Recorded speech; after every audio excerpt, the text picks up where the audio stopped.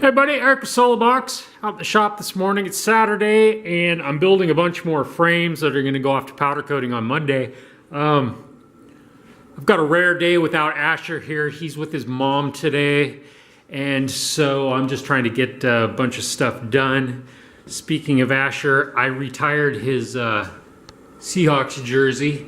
He has outgrown that, and so I hung it up on the wall in the shop here with all the other Seahawks stuff.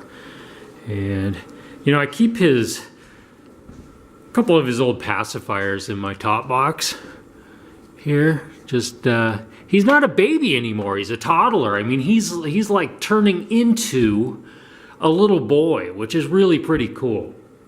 And so I was looking at his pacifiers in my top box this morning and thinking about my grandfather Leonard, who has passed on now, but I was just thinking about weird stuff that you would keep in your top box, because you know, maybe it is kind of weird that I keep those there, but it's kind of a keepsake, and I plan to hold on to those. But my grandpa Leonard, what he kept in his top box was his teeth. Yeah, you heard me, his teeth. And not his fake teeth, his real teeth. His real teeth that he had used his pliers to pull out. The guy was rugged. He was about 5'6", and probably weighed about 140 pounds. This guy, he was a biker too, but yeah, I come from kind of a family of bikers on that side, but the guy was tough. He survived the beach at Omaha. He stormed the beach and actually got into a pillbox and killed a Nazi. And I mean, the guy was just a certified badass, but he was only about 5'6" and probably weighed about 140 pounds. Like, you would never know it. But yeah, the guy would pull his own teeth as they went bad. He would pull them out and stick them in his toolbox.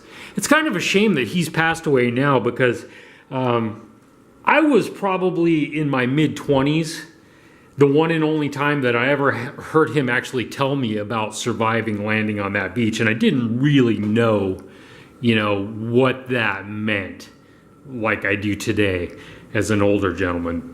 And so, you know, I wish I could go back in time and hear him tell me that story again. Another interesting thing about that is my dad, or my biological dad, who's passed away now too, was watching a documentary about World War II once on, I think it was like the Discovery Channel or something, and actually saw my grandfather in that documentary just sitting on the side of the road. And I wish I knew which documentary it was, because I would definitely go and get that footage and check it out. But they're both dead now and passed on, and I'm getting older, and at least I got Asher is going to be the next generation. So anyway, just thought I'd tell you guys that story, and I'm thinking now I will get back to work. So I will talk to you guys later.